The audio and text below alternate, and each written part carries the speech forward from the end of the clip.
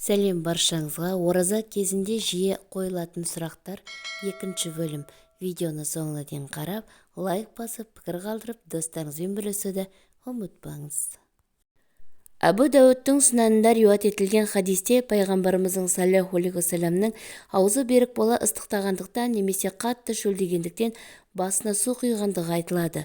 Шомылу барысында құлағына кірген су да оразаны бұзбайды дейді ғалымдарымыз.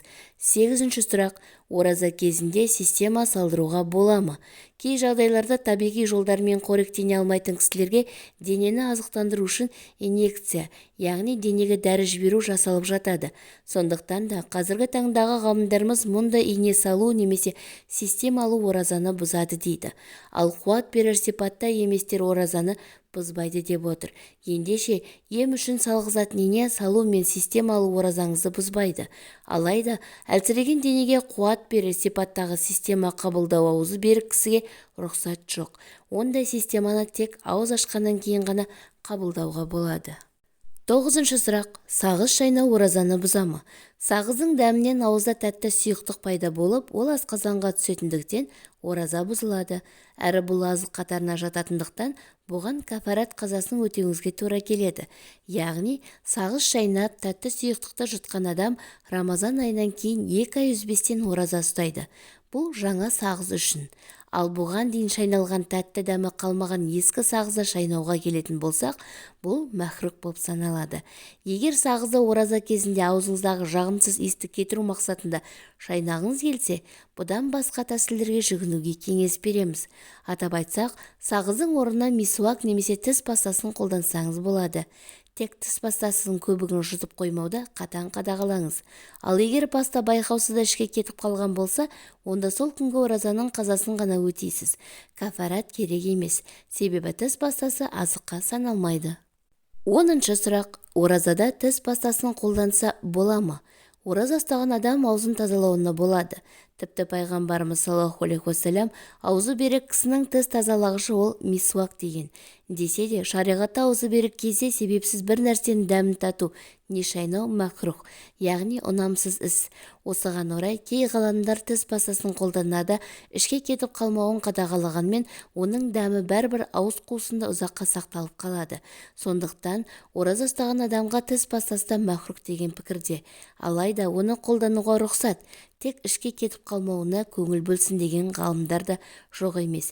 Ендеше ішке кетіп қалу ықтималдығы болғандықтан аузы берік кезде тіс пастасын қолданбаған абзал. Ал қолданғысы келген кісілер ішке кетіп қалмау жағын қатаң ескергені жөн. Себебі ол ішке кетіп қалса оразаны бұзады, қазасын өтеу керек. 11-ші сұрақ: крем жағу оразаны бұза ма? Терідегі ұсақ тесіктер арқылы ет пен терінің арасына сіңетін заттар оразаны бұзбайды. Мысалы, крем жағу, май жағу, судың ішінде ұзақ тұру, жараның бетіне дәрі таңу, тағы да басқа.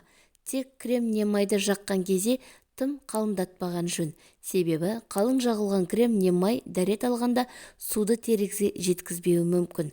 Ал теріге су тимеген соң дәрет дұрыс болмайды. 12-ші: жүкті немесе емізулі әйелге ораза ұстау керек пе? Шариғатта құрсақтағы немесе емізулі балаға зияны тиеді деп қауіптенген. Анаға Рамазан оразасын тұтпау кейінге қалдыруына рұқсат дей тұрғанмен, жүкті әйел іштегі балаға зиян жоқ деп ойласа, ораза ұстай беруіне болады. Сахаба Анас бин Маликтен риуат етілген хадисте пайғамбарымыз саллаллаху алейхи уассалам күмәнсіз Алла тағала сапардағы адамға намазды қысқартып, ал оразаны жолаушыға және жүкті әйел мен емізулі әйелге міндеттемеді деген. Тек Рамазан айында жүктілік себепті немесе бала емізгені себепті ораза ұстамаған жағдайда бұл күндері кейіннен ораза ұстауға мүмкіндік туғанда қаза етіп өтейді, және мұнысы қаза оразаға саналатындықтан бөліп өтеуіне құқылы. 13. Намаз жоқтың оразасы қабыл ма?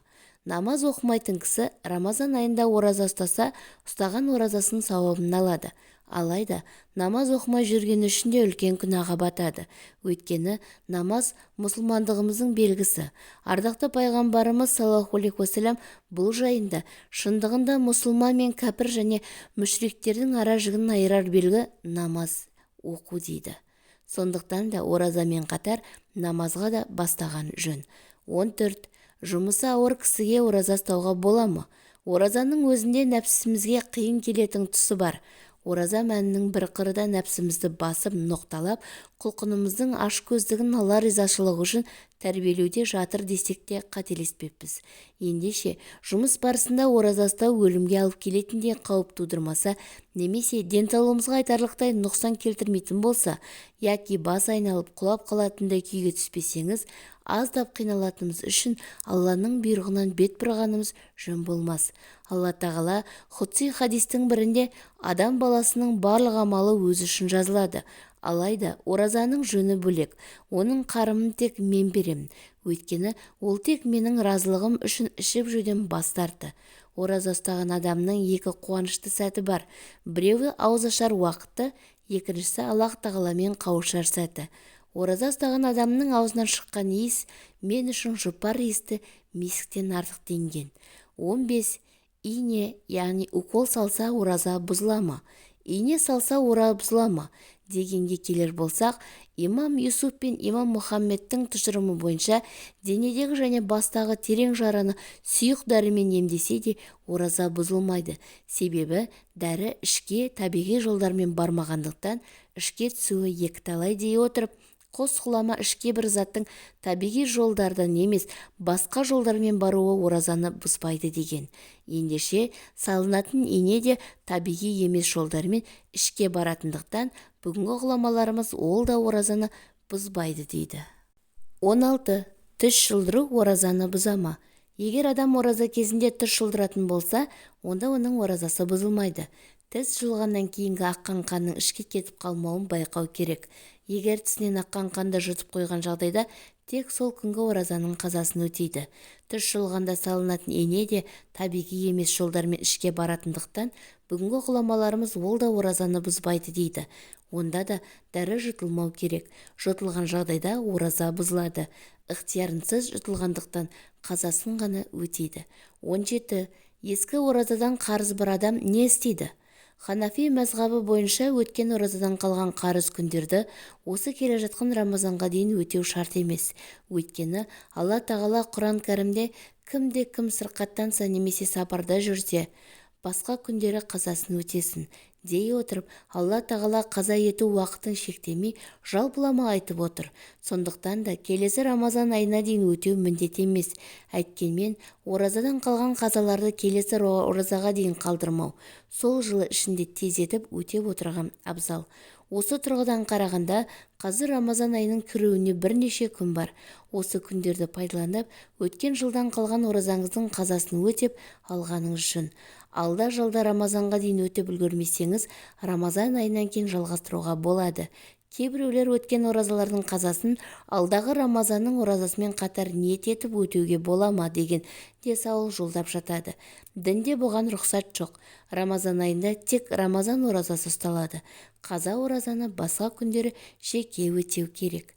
18. Рамазан айында қан алдыру оразаны бұза ма? Ораза ұстаған адамнан қан алдыру оразаны бұзбайды.